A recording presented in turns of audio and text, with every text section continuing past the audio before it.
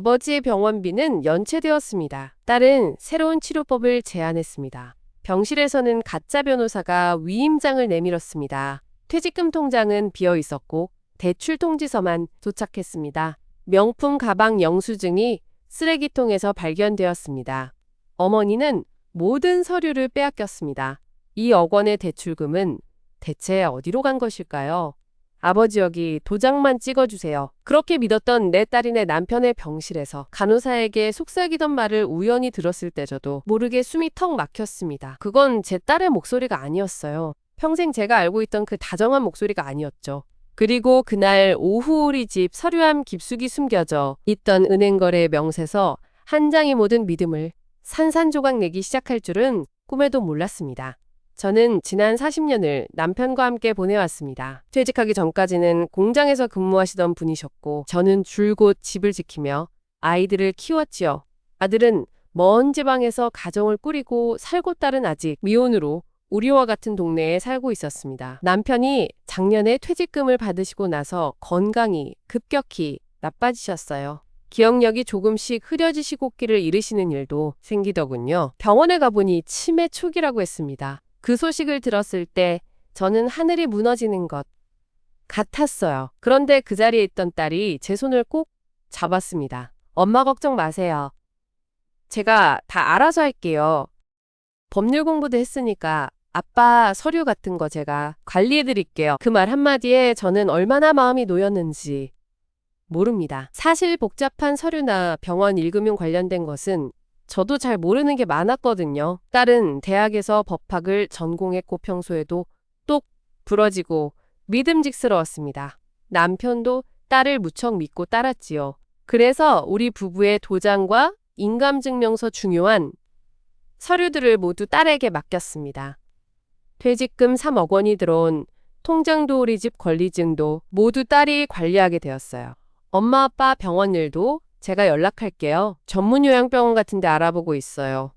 딸은 매일같이 병원에 전화를 하고 인터넷으로 자료를 찾고 우리 부부에게 차분하게 설명해 주었습니다. 남편이 입원하게 된 지금 그 병원도 딸이 알아본 곳이었습니다. 가족 같은 분위기라며 저를 안심시켰죠. 어느 날은 딸이 집에 와서 진지한 표정으로 말했습니다. 엄마 아빠 상태가 생각보다 더 안 좋으신 것 같아요. 병원에서도 그렇게 말씀하셨어. 앞으로 재판상 무능력자 선고 같은 절차를 생각해 봐야 할지도 몰라요. 미리 위임장을 준비해 두는 게 좋을 것 같아요. 저는 그 말이 무슨 뜻인지 정확히 이해하지 못했습니다. 그저 딸이 하는 말이니까 옳을 거라고 생각했어요. 엄마가 서명만 해주시면 돼요. 아빠 것도 제가 대신 처리할게요. 엄마도 나이가 있으시니까 제가 옆에서 도와드리는 게 나을 거예요. 그렇게 해서 저는 그리고 제가 대신 남편의 서명을 탔다고 믿었던 그 위임장이 어떤 내용인지 자세히 보지도 못했습니다. 딸이 모든 것을 척척 해결해주는 모습에 저는 오히려 미안한 마음이 들 정도였습니다. 고생한다, 딸.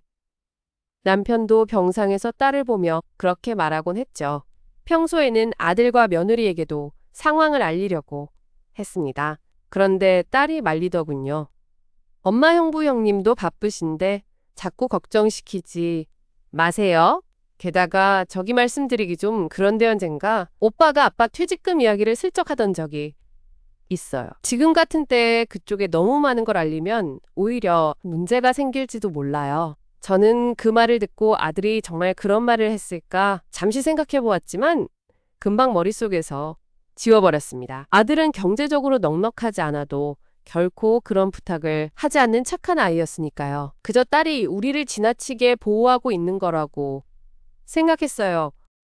그러던 중에 첫 번째 이상한 점을 발견했습니다. 남편이 입원한 지 한 달쯤 되었을 때 집에 관리비, 고지서가 왔는데요. 그중에 우리 집 주소로 된 어떤 금융기관에서 보낸 것 같은 우편이 섞여 있었습니다. 봉투는 이미 뜯어져 있었고 안에는 빈 종이만 들어 있었어요. 제가 딸에게 물었습니다. 딸 이거 무슨 봉투야? 안에 뭐가 들어 있었는데? 아 그거요? 그냥 광고지였어요, 엄마. 별거 아니에요. 딸은 너무나 담담하게 말했고 저는 그대로 믿었습니다. 그런데 며칠 후 제가 쓰는 휴대폰으로 문자가 하나 왔습니다. 오, 은행 대출 연체 안내라는 제목이었죠. 저는 당황해서 딸에게 보여주었습니다. 엄마 요즘 이런 스팸 문자 정말 많아요. 엄마 번호가 유출된 거겠죠.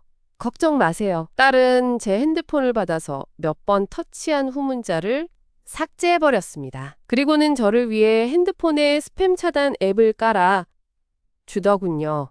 그때 저는 딸의 얼굴을 똑바로 보지 못했습니다. 너무 바빠 보였거든요. 항상 전화를 받고 약속이 있고 서류를 들고 다니는 딸의 모습이 피곤해 보이기도 해서 괜한 의심을 하는 제 자신이 미웠습니다. 그러고 나서 두 번째 일이 일어났습니다. 아들이 멀리서 전화를 했습니다. 엄마 아빠 병원 비용은 괜찮으세요? 저희가 좀 보태드려야 하는 거 아닌가 싶어서 저는 괜찮다고 딸이 잘 관리하고 있다고 말했죠. 그런데 그날 저녁 딸이 유난히 화가 난 얼굴로 집에 왔습니다. 엄마 오빠한테 또 전화했어요? 제가 다 말리지 않았어요? 지금 아빠 병원비만 해도 한 달에 얼만데 오빠가 그런 이야기를 꺼내면 엄마 마음만 불편해져요. 아니 딸, 오빠가 걱정해서 하는 말이지. 걱정이라면 저도 하는데요 엄마. 사실 딸은 말을 흐렸습니다. 그리고는 작은 한숨을 쉬었어요. 사실 오빠가 좀 전에 저한테도 전화했어요. 아빠 퇴직금으로 작은 사업을 도와달라고. 제가 거절하니까 굉장히 화를 내시더라고요. 저는 그 말을 듣고 정말로 놀랐습니다. 제 아들이? 그런 말을? 정말이야, 딸? 제가 왜 거짓말을 해요, 엄마? 저도 속상해서 말이에요. 딸의 눈가가 살짝 붉어져 보였고 저는 더 이상 묻지 못했습니다. 대신 가슴 한구석이 무거워졌죠. 믿고 싶지 않은 이야기였지만 딸이 그런 표정을 지을 리가 없었습니다. 그 후로 딸은 더 자주 병원을 오갔습니다. 남편 상태가 안정되지 않아 특별 간호가 필요하다며 비용이 더 들어갈 수 있다는 이야기도 종종 했지요. 저는 우리 퇴직금 통장을 걱정했고 딸은 안심시켰습니다. 엄마 아빠 치료가 최우선이에요. 돈은 제가 최대한 절약해서 쓸게요. 다만 집담보로 약간의 대출을 받아서 유동성을 확보하는 게 나을 수도 있어요. 그래야 급한데 쓰지 않겠어요? 저는 대출이라는 말에 맥이 풀렸습니다. 평생 빚내는 것을 극도로 꺼리시던 남편이 아셨다면 얼마나 상심하실까봐. 다른 방법은 없니? 엄마 지금이 그럴 때가 아니에요. 아빠가 중요한 거예요. 그리고 이건 일시적인 거고제가 다 관리할게요. 엄마는 믿고 저만 믿으세요. 그러던 어느 날 딸이 평소보다 더 반짝이는 눈으로 집에 찾아왔습니다. 손에는 고급 브랜드의 쇼핑백이 들려 있었죠. 딸 그건 뭐야? 이거요? 친구가 선물한 거예요. 엄마 오늘 좋은 일이 있었어요. 아빠 치료에 도움이 될 만한 새로운 치료법을 찾았다고 그 병원에서 연락이 왔어요. 비용은 좀 더 들지만 효과가 있다고 하더라고요. 저는 그 말에 일말의 희망이 생겼습니다. 정말? 그게 가능해? 네. 그런데 서류가 좀 복잡해서 제가 준비해야 해요. 엄마 인감증명서 좀 또 필요할 것 같아요. 아빠 거는 제가 병원에서 직접 받아올게요. 저는 아무 의심 없이 딸에게 마지막으로 남아있던 제 인감증명서 발급 신청서에 서명해 주었습니다. 모든 것을, 정말 모든 것을 내 딸에게 맡긴다는 마음으로요. 그런데 그게 마지막 평온의 순간이었습니다. 딸이 서류를 챙겨나간 지 몇 시간 후 제가 남편의 병원에 문의 전화를 했습니다. 새로운 치료법에 대해 알아보려고요. 간호사는 당황한 목소리로 말했습니다. 새로운 치료법이라고요? 저희 병원에서는 그런 소식을 전달한 적이 없는데요. 오히려 문의하신 분의 딸께서는 최근에 입원비 결제를 연체하셔서 조만간 비용 정산을 다시 해야 한다고 말씀을 전달해 드렸습니다. 수화기가 저의 손에서 미끄러질 뻔했습니다. 그 전화를 끊은 후 저는 한동안 제자리에 서서 멍하니 있었습니다. 병원비가 연체되었다는 말과 딸이 한 새로운 치료법, 이야기가 머릿속에서 부딪혔죠. 딸이 실수로 병원 이름을 잘못 말한 걸까? 아니면 제가 잘못 들은 걸까? 수많은 변명이 떠올랐지만 그중 가장 크게 자리 잡은 생각은 딸에게 직접 물어봐야 한다는 것이었습니다. 그날 저녁 딸이 집에 들렀을 때 저는 최대한 평온한 얼굴로 물었습니다. 딸아 오늘 아빠 병원에 전화했는데 간호사분이 새로운 치료법은 없다고 하시더라. 무슨 일이니? 딸의 얼굴에 순간 당황한 기색이 스쳤지만 금방 진지한 표정으로 돌아왔습니다. 엄마, 그 병원 말고 다른 병원이에요.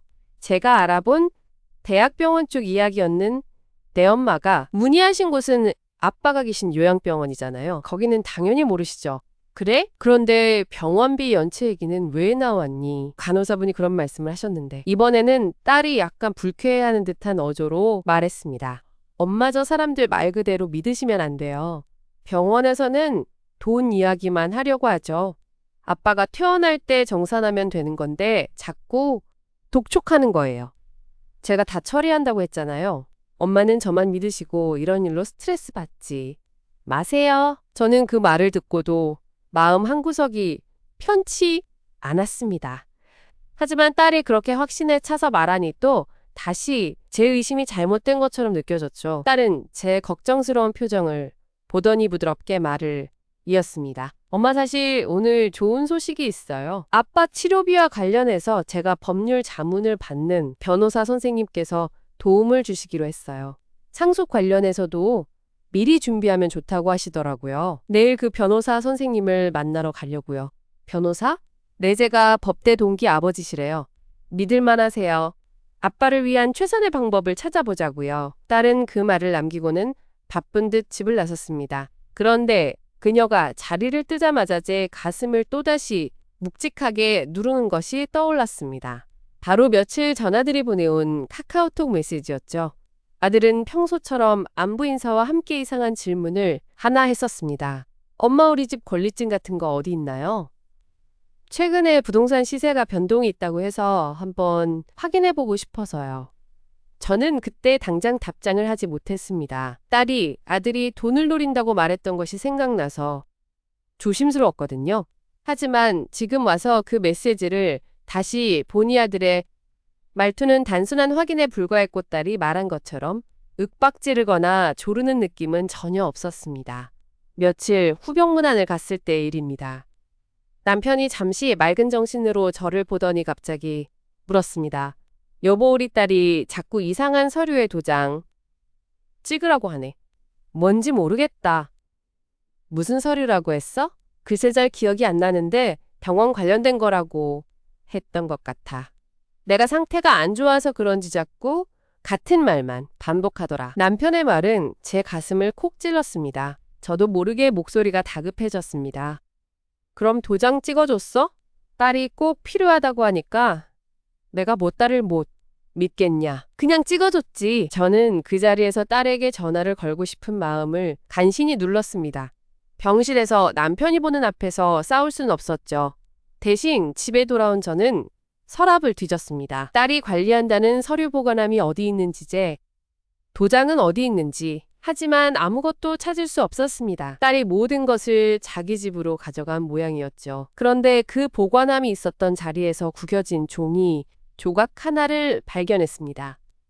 버려진 영수증처럼 보였는데 펴보니 고급 백화점의 명품 매장에서 찍힌 것이었습니다. 구매 품목은 여성용 핸드백 금액은 350만 원이 넘었습니다. 날짜는 바로 딸이 새로운 치료법 이야기를 하며 고급 쇼핑백을 들고 왔던 그날이었죠. 친구 선물이라고 했던 그 핸드백이 정말로 친구 선물일까요? 아니면 다음 날 저는 용기를 내어 딸이 다닌다는 대학병원에 직접 전화를 걸어 남편의 이름으로 새로운 치료법 상담을 문의했습니다. 그러나 결과는 또 다른 충격이었습니다. 해당 병원에는 그런 치료법 시행 계획이 전혀 없으며 최근 저희 남편 이름으로 한 문의도 없다는 답변이 돌아왔습니다. 오히려 접수 직원이 흘린 말이 더욱 불길했습니다.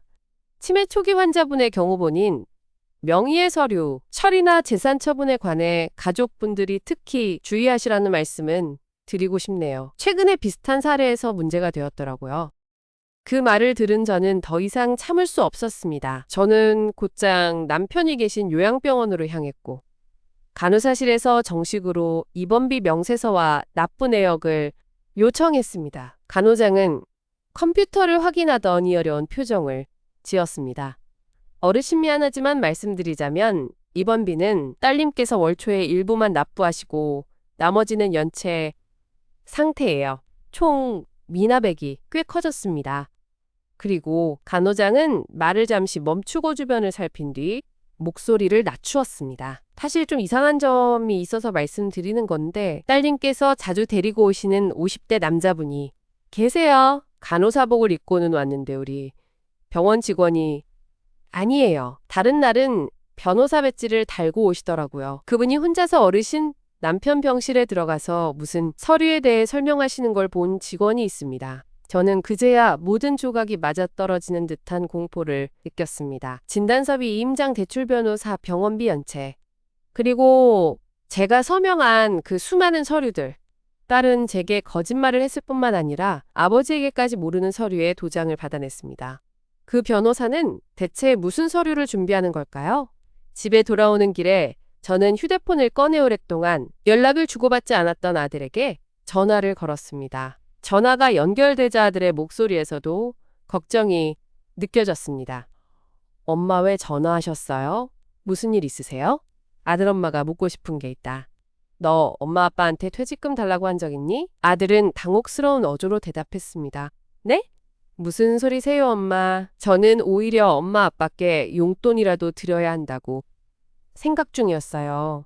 며느리도 그렇게 말하고요. 그런데 왜 갑자기 그러세요? 딸이 네 동생이 그렇게 말하더라. 네가 자꾸 돈을 요구한다고. 엄마 저는 그런 말 한 적 없어요. 정말이에요. 오히려 동생이 저한테 이상한 소리를 하더라고요. 형은 멀리 살면서 부모님 신경도 안 쓰는데 왜 가끔 연락이 오냐고 저희 며느리가 최근에 동생을 백화점에서 봤다는데 혼자 명품 매장에서 뭘 사는 걸 봤대요. 생활 수준이 갑자기 너무 달라진 것 같다고. 아들의 말은 제 가설을 하나씩 입증해 주는 것만 같았습니다. 저는 숨이 가빠오는 것을 느끼며 말을 이었습니다. 아들아 엄마가 무서운 생각이 들어서 그런데 우리 집 권리증이 어디 있는지 아빠 통장이 어떻게 되어 있는지 너는 아는 게 없니? 엄마 그건 모두 동생이 관리한다고 하지. 않았어요? 저는 아빠 병원비 명세서 한번 본 적 없어요. 동생이 모든 걸 처리한다고 했잖아요. 전화를 끊은 저는 온몸이 떨렸습니다. 저는 완전히 고립당해 있었습니다. 딸은 아들에게는 제가 아들을 의심한다고 말하고 제게는 아들이 돈을 요구한다고 말했을 겁니다. 그리고 모든 서류와 증거는 그녀의 소나기에 있었죠. 그날 밤 저는 잠을 이루지 못하고 앉아 있었습니다. 그러다 문득 몇 주 전에 왔던 그 빈 봉투와 은행 대출 연체 안내 문자가 생각났습니다. 저는 그때 딸이 스팸이라고 정리했던 그 문자를 다시 찾아보았습니다. 문자에는 약식이지만 대출 상품명과 담보 설정이라는 단어가 희미하게 보였습니다. 이건 분명히 스팸이 아니었습니다. 다음날 아침 저는 평생 처음으로 혼자 은행에 갔습니다. 은행 방문을 했죠. 창구 직원에게 남편의 이름과 주민등록번호를 알려주며 혹시 본인 명의로 된 대출이나 담보 설정 내역이 있는지 확인해달라고 했습니다. 저는 남편의 인감증명서도 없이 그냥 부부라는 관계만으로 가능할지 몰랐습니다. 하지만 직원이 컴퓨터를 확인하더니 심각한 표정으로 저를 바라보았습니다. 고객님 확인해드리자면 해당 고객님 명의로 지난달 주택을 담보로 한 대출이 설정되어 있습니다. 대출 금액은 2억 원입니다. 2억 원. 그 말이 제 머릿속에서 폭발했습니다. 딸이 치료비 명목으로 말했던 그 금액은 5천만 원이었습니다. 그런데 실제 설정된 금액은 2억 원이었죠. 게다가 직원이 덧붙인 말이 저를 완전히 절망에 빠뜨렸습니다. 그런데 대출 실행 통장이 본인 명의 통장이 아니네요. 다른 사람 명의의 계좌로 돈이 출금되었습니다. 성함은 딸의 이름님으로 나오는데 혹시 가족분이세요? 저는 아무 말도 못했습니다. 그저 고개를 끄덕일 뿐이었죠. 은행을 나서는 제 발걸음은 허둥지둥했고 눈앞이 아찔했습니다. 그 많은 돈이 우리 집이 담보로 잡힌 그 돈이 모두 딸의 계좌로 갔다고요? 그녀는 그 돈으로 대체 무엇을 한 걸까요? 집에 도착하자마자 저는 딸에게 전화를 걸었습니다. 이번에는 더 이상 의심이 아니라 확인을 위한 질문이었습니다. 딸 너 지금 어디니? 엄마가 은행에 다녀왔는데 내가 말한 대출 금액이 5천만 원이 아니라 2억 원이라고 하더라. 그리고 그 돈이 내 계좌로 갔다고 하는데 이게 대체 무슨 일이야? 전화나 투에서 딸의 숨소리가 거칠어지는 것이 느껴졌습니다. 그리고 평소에 다정한 어조는 온데간데 없이 차가운 목소리가 들려왔습니다. 엄마, 그건 제가 필요한 곳에 쓴 거예요. 아빠 치료도 그렇고 앞으로의 상속 문제를 해결하려면 법률 비용도 많이 들고 엄마는 모르는 이게 많아요. 그냥 제 말 믿으시고 조용히 계세요. 무슨 소리야? 2억 원이 무슨 법률 비용이 그렇게 많이 들어? 그리고 병원비는 연체됐다며. 너 대체 무슨 일을 벌인 거니? 제 목소리가 점점 높아지자 딸의 목소리도 날카로워졌습니다.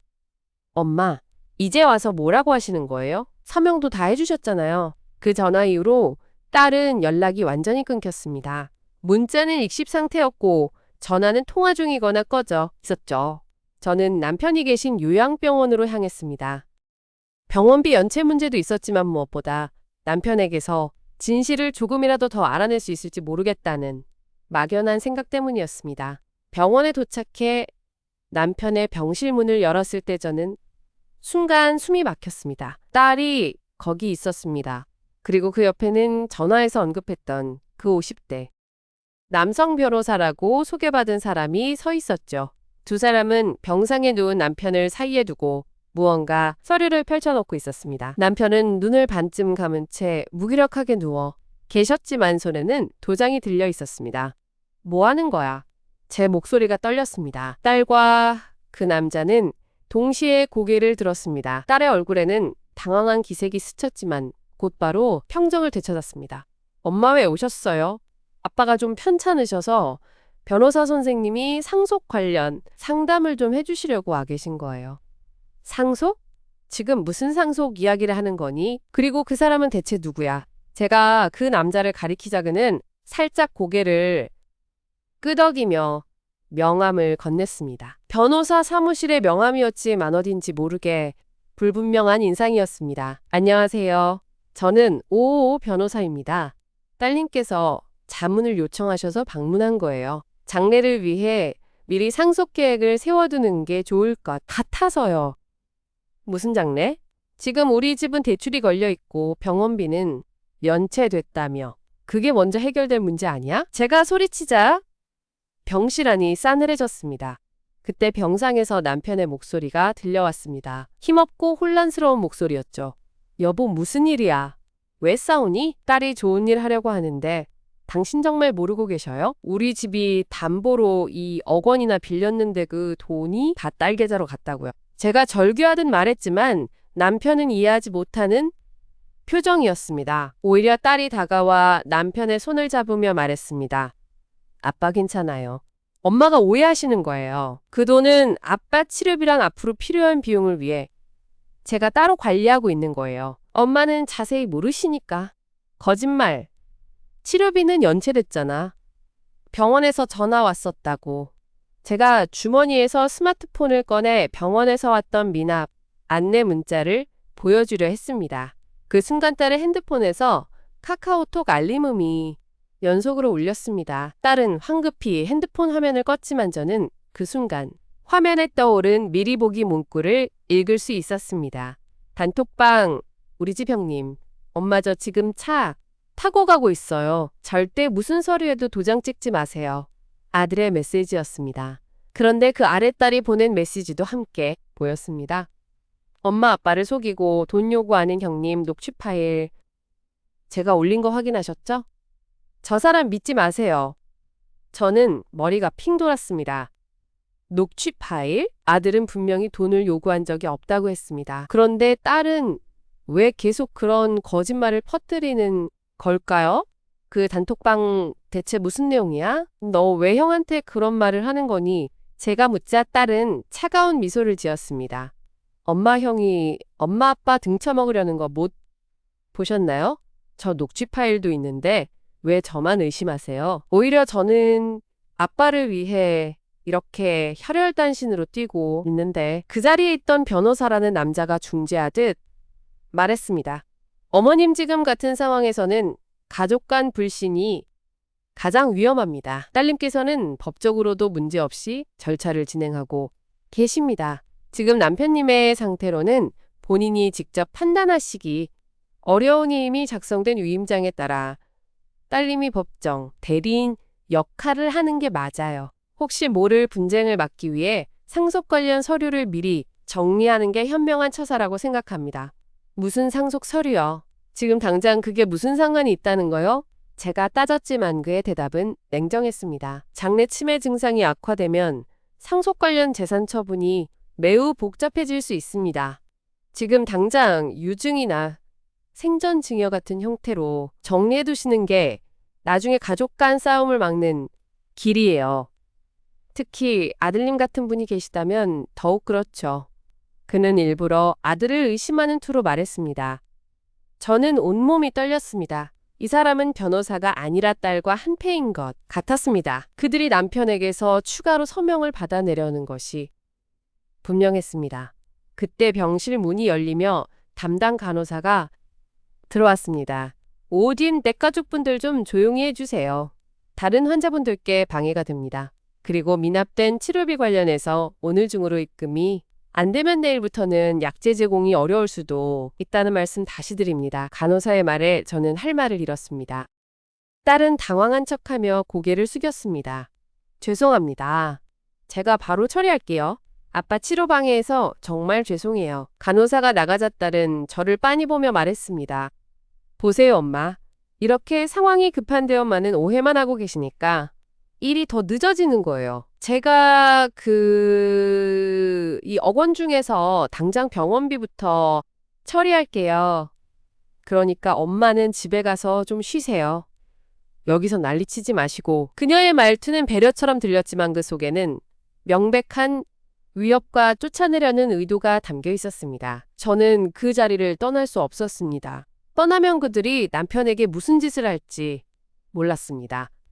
나는 여기 있을 거야. 당신이 무슨 서류를 만들든 나도 지켜볼 테니까. 제가 단호하게 말하자 변호사라는 남자가 서류를 접기 시작했습니다.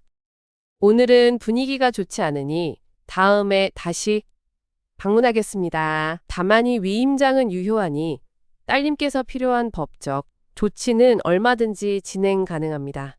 어머님께서 방해하시면 그건 역시 법적으로 문제가 될 수 있다는 점 알아두세요. 그들은 남편에게 인사도 없이 병실을 빠져나갔습니다. 딸이 나가며 던진 말이 마음에 박혔습니다. 엄마 아빠 건강이 더 나빠지게 하지 마세요. 제가 다 해결할 테니까. 병실에 저와 남편만 남았습니다. 남편은 여전히 혼란스러운 표정으로 저를 바라보셨습니다. 여보, 우리 딸이 뭘 잘못했니? 내가 무슨 서류에 도장 찍은 게 문제라도 됐니? 저는 눈물을 참으며 남편의 손을 잡았습니다. 어떻게 설명해야 할지 막막했습니다. 그 순간 제 핸드폰이 진동으로 울렸습니다. 아들이었습니다. 엄마 저 병원 앞에 도착했어요. 몇 호실이에요? 그리고 제가 중요한 걸 알아냈는데 일단 엄마랑 아빠한테 가서 말씀드려야겠어요. 절대 무슨 서류에도 도장 찍지 마라고 했는데 안 찍으셨죠? 저는 간신히 목소리를 내었습니다. 응 아들 너 와서 엄마 좀 도와줘. 엄마 이제 아무것도 못하겠다. 아들이 병실로 들어왔을 때 그의 얼굴은 굳어 있었고 손에는 몇 장의 출력물을 쥐고 있었습니다. 그는 먼저 아버지께 인사를 드린 뒤 저를 창가로 불렀습니다. 엄마 이거 보세요. 제가 며느리랑 같이 알아낸 건데 그가 건넨 서류는 두 가지였습니다. 하나는 은행 계좌 내역이었습니다. 딸의 이름으로 된 계좌가 아니라 제가 모르는 다른 은행의 계좌 내역이었죠. 그 계좌로는 약 2달 전에 1억 5천만 원가량이 입금되었다가 짧은 기간 동안 여러 차례에 걸쳐 대출 금액과 비슷한 액수가 출금되고 있었습니다. 출금 내역에는 고가의 브랜드 매장 여행사 그리고 한 건설회사의 이름도 보였습니다. 이건 제가 알고 보니 여동생이 비밀리에 하나 더 운영하던 계좌예요. 며느리 친구가 그 은행에서 일하는데 우연히 여동생을 봤대요. 그래서 조심스럽게 물어봤더니 계좌로 최근에 큰 돈이 드나들었다는 거죠. 그리고 아들이 말을 이어가려는 그때 그의 핸드폰이 울렸습니다. 며느리였습니다. 아들은 잠시 통화한 후 얼굴색이 새파래졌습니다. 엄마 큰일 났어요.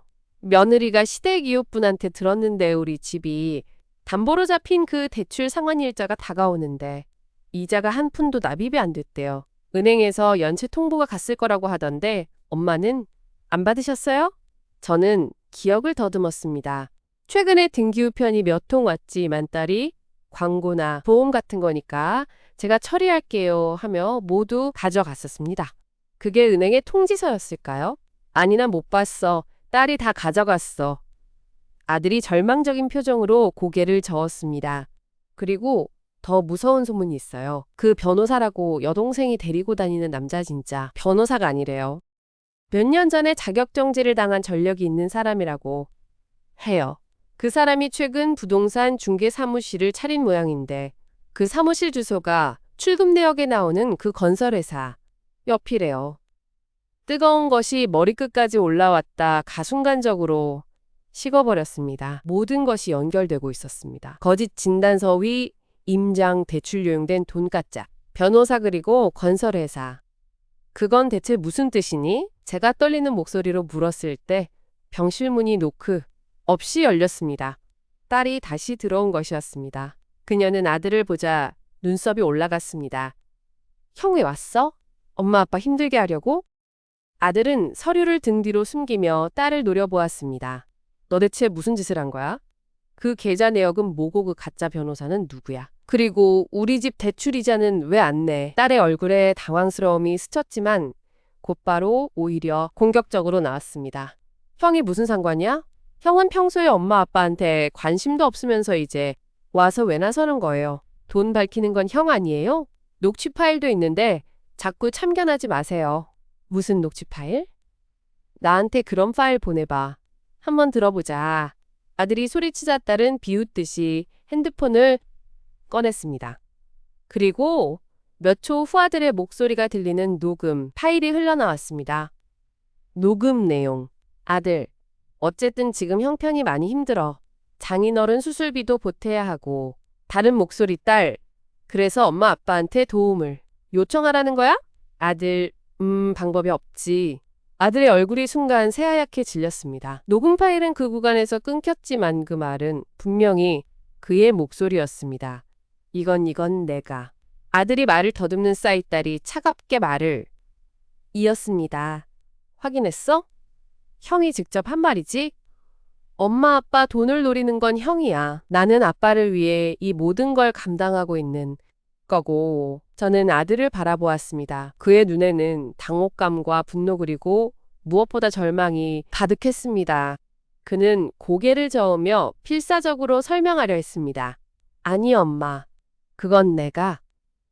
됐어. 저가 말을 끊었습니다. 목소리는 낮았지만 병실 안에 선명하게 울렸습니다. 딸과 아들 모두 저를 바라보았습니다. 그 녹음 처음부터 끝까지 다 들어보자. 저는 딸을 똑바로 보며 말했습니다. 딸의 눈동자가 살짝 흔들렸습니다. 엄마 그럴 필요 없어요. 중요한 부분만 들어도 충분하잖아요. 충분하지 않아. 네가 그동안 한 말 중에 진실이 얼마나 있었는지. 나는 이제 하나부터 열까지 다 확인할 거야. 핸드폰 줘. 제가 손을 내밀었지만 딸은 꼭 쥔 채로 물러섰습니다. 그 순간 아들이 큰 소리로 외쳤습니다. 맞아. 그건 내 말이야.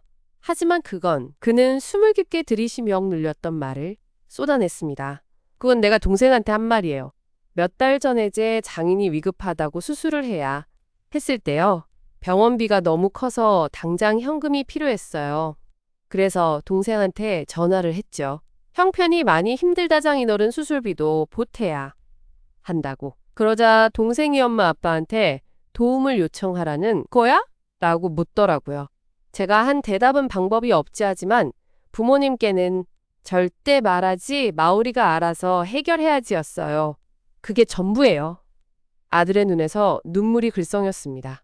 저는 부모님께 한 푼도 요구한 적 없어요. 오히려 제가 도와드려야 한다고 생각했죠. 그런데 동생은 그 대화의 앞부분만 잘라서 엄마, 아빠를 속이려 했다는 식으로 왜곡한 거예요. 공기가 꽁꽁 얼어붙은 것 같았습니다. 딸의 얼굴에 흘러내리는 땀방울이 보였습니다. 그녀는 입술을 깨물며 고개를 돌렸습니다. 그런 게 어딨어? 형이 그렇게 말한 건 맞잖아. 그럼 녹음 전체를 들어보는 게 좋겠네?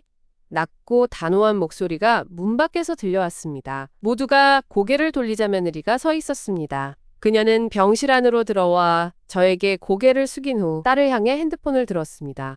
화면에는 녹음 파일의 전체 파형이 보였고 재생. 단은 아주 짧은 구간에 머물러 있었습니다. 동서재가 그때 그 통화를 우연히 옆에서 들었어요. 그래서 의심이 들어서 오빠한테 물어봤던 이 오빠가 그 대화를 통화 자동 녹음으로 남겼더라고요. 여기 처음부터 끝까지 다 들어보실래요?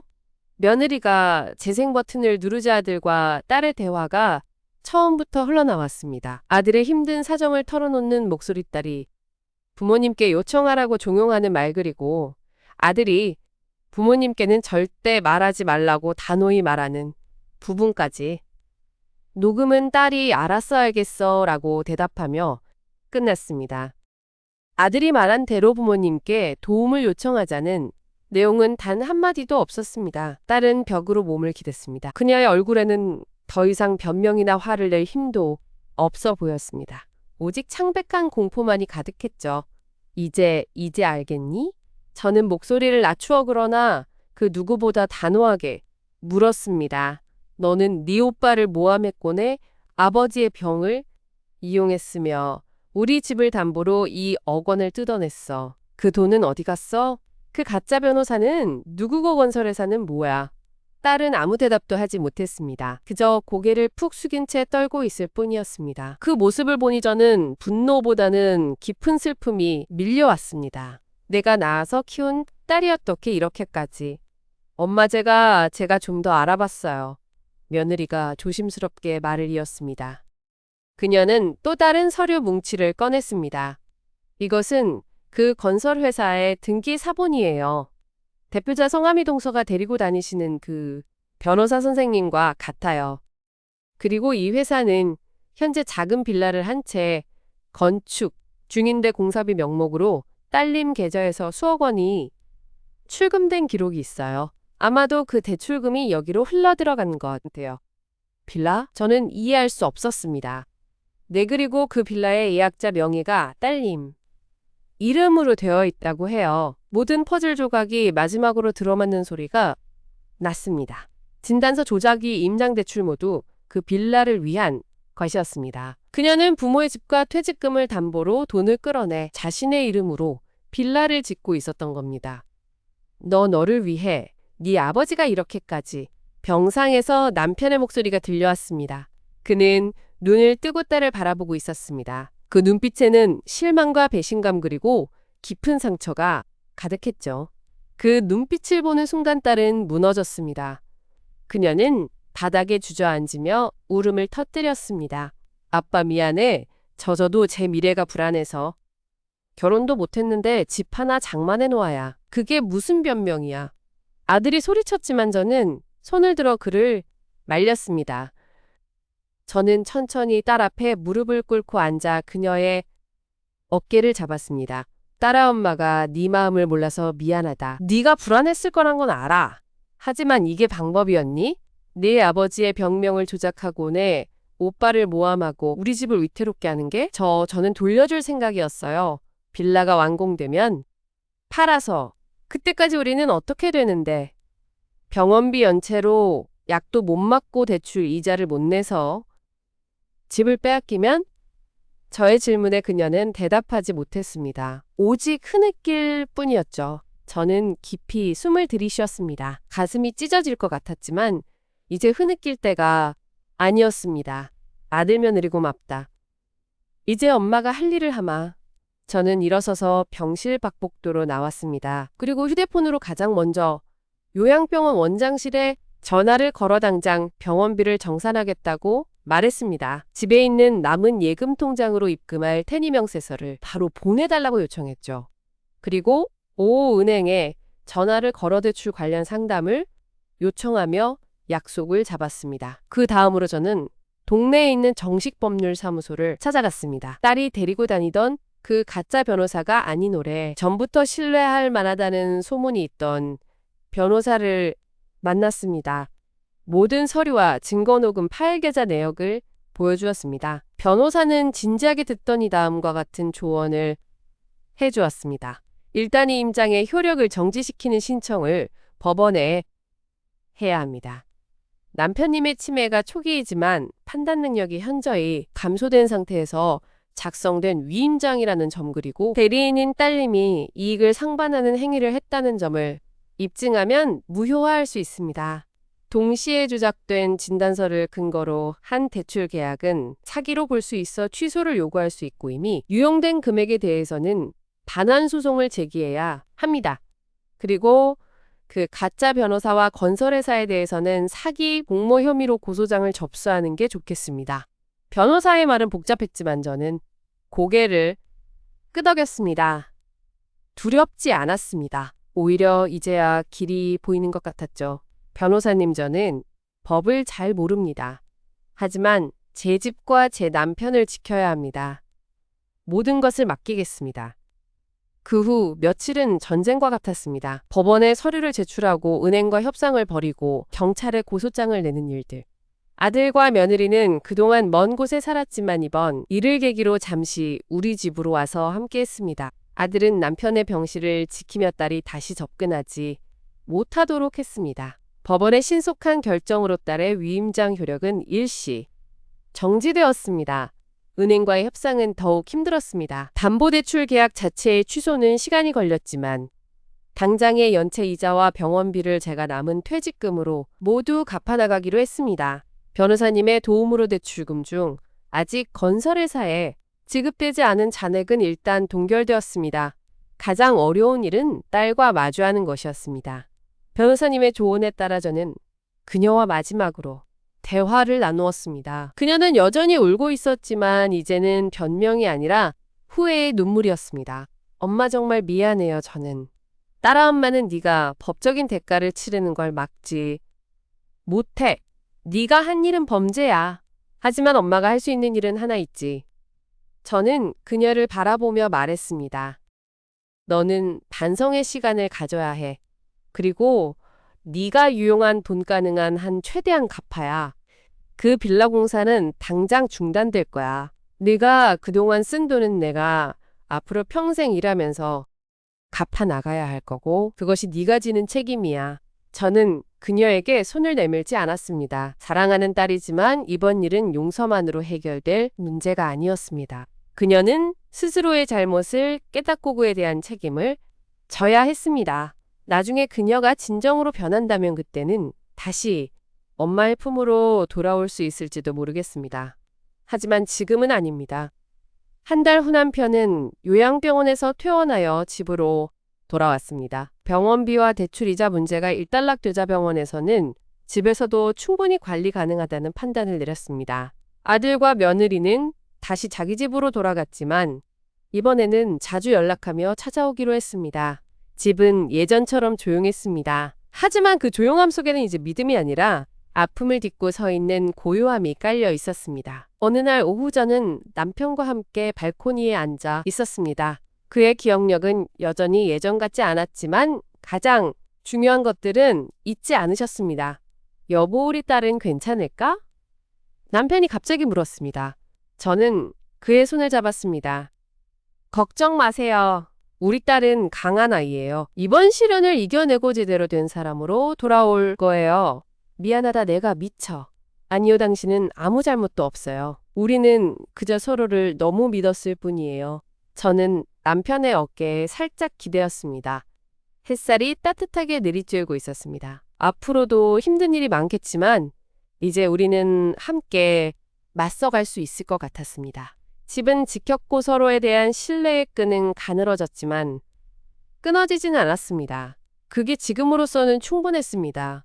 발코니 아래로는 평소처럼 아이들을 데리고 산책하는 젊은 부부의 모습이 보였습니다. 저는 남편의 손을 꼭 잡은 채그들의 모습을 조용히 바라보았습니다.